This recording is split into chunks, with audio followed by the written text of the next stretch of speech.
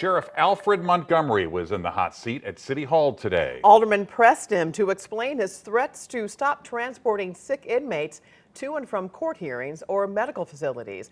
Our political editor, Mark Maxwell, had more questions for him on his way out. Mark? Yeah, Kelly and Mike, a visibly uncomfortable Sheriff Alfred Montgomery struggled to answer basic questions about his spending of public funds.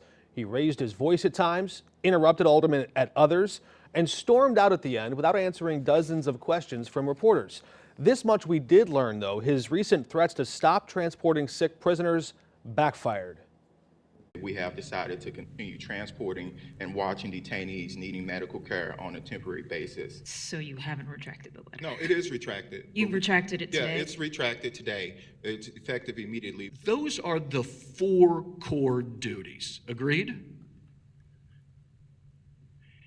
No, we just can't. We just don't have the manpower to do it. You guys are asking me to, at one point, stick to your core duties. And I'm trying my best to stick to my core duties at the same time while asking me, but we need you to do this. It doesn't make sense to me, and it's confusing me as the sheriff. There's a track record here in less than a year that you've been in office of repeated instances where this office has gone outside the scope of its duties. After leaving the budget hearing, Sheriff Montgomery pointed to cots deputies distributed to people during the tornado. So this is the story here. There's a sheriff who's standing on business when there's a crisis here in our city. When asked if that was part of his job, It's like a gray area when it comes to the city of St. Louis Sheriff's Office. But to threaten to stop the transportation of detainees who need medical care while simultaneously using a sheriff personnel and vehicle to pick up and drop your kids off at school, can you see why that's a little hard to swallow? I'm glad you mentioned that. I just want to put on the record that I will never use the city dime to pick up my children at all.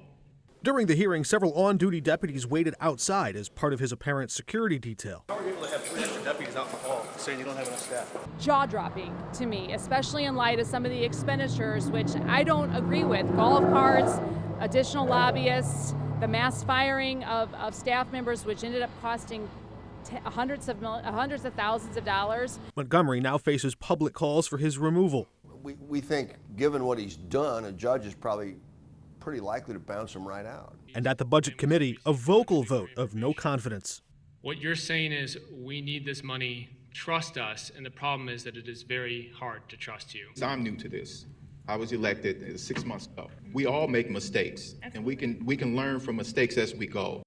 Bottom line, Montgomery blew a big hole in his budget. He's asking the Board of Aldermen to bail him out. Mayor Spencer said she's aware of the public calls to expel him in a court process, but so far she's not signed off on that yet.